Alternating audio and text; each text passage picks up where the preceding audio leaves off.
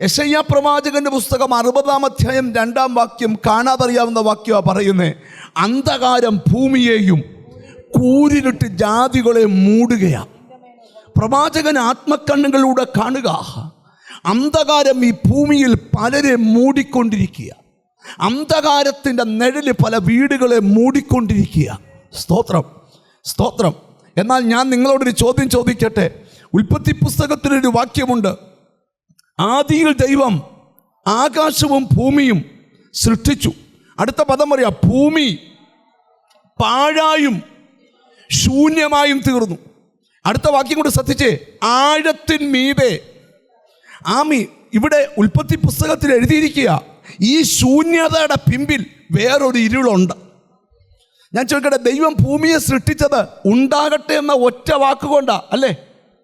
ഈ ഭൂമി കൊള്ളത്തില്ല, പിന്നെ അടുത്തൊരു ഭൂമി ദൈവത്തിനെ ഉണ്ടാക്കിയാൽ പോരായോ? അല്ല, ദൈവം അങ്ങനെയല്ല ചെയ്യുന്നത്. ദൈവം ഉണ്ടാക്കിയതിൽ ശൂന്യത വിതച്ചാൽ അതിനെ വീണ്ടും ദൈവം പുനരുദ്ധരിപ്പിക്കും. ഒരാമീൻ പറഞ്ഞാട്ട് ഹല്ലേലൂയ. എന്തോ ഒരു ചെറിയ ദൈവം ഒരു പ്രവൃത്തി നടക്കാൻ പോവുക. ശൂന്യമായ ചില പ്രതലത്തിൽ ഇതുവരെ നടക്കാത്ത ചില സൃഷ്ടിപ്പ് ഇനി നടക്കാൻ പോവുക. സ്തോത്രം. അതിനർത്ഥം എന്തുവാ? ആരുടെയെങ്കിലും ലൈഫ് ശൂന്യമായി പോയിട്ടുണ്ടെങ്കിൽ ദൈവാത്മാവ് പറയുക, നീ കാണാത്ത ആഴത്തിൽ ഒരു ഇരുട്ട് കിടപ്പുണ്ട്. പക്ഷെ നീ ഒരു കാര്യം ഇന്ന് മനസ്സിലാക്കണം, നിന്റെ മീതെ ആത്മാവ് ഇരിപ്പുണ്ട്. ആത്മാവ് വെള്ളത്തിന് മീതെ എന്ത് ചെയ്തു? എനിക്കെന്തോ ദൈവാത്മാവ് ദൂത് പറയുക, നിന്റെ കണ്ണിന് കാണാത്ത ചില ഇരുള് ആഴത്തിലൂടെ യാത്ര ചെയ്യുന്നുണ്ട്.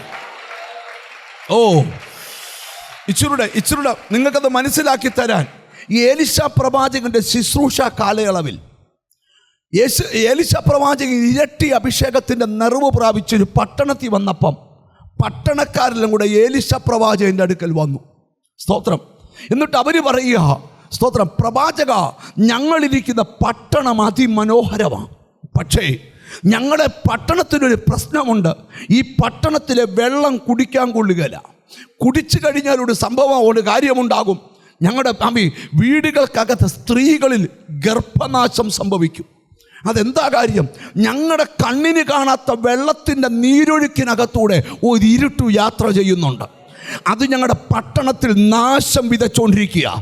പ്രവാചകന്റെ വാക്ക, ഒരു തളികയിൽ ഉപ്പ് കൊണ്ടുവാ, നിന്റെ കണ്ണിന് മറയുന്ന ഇരുട്ടിനെ ഞാൻ ബ്രേക്ക് ചെയ്യാം.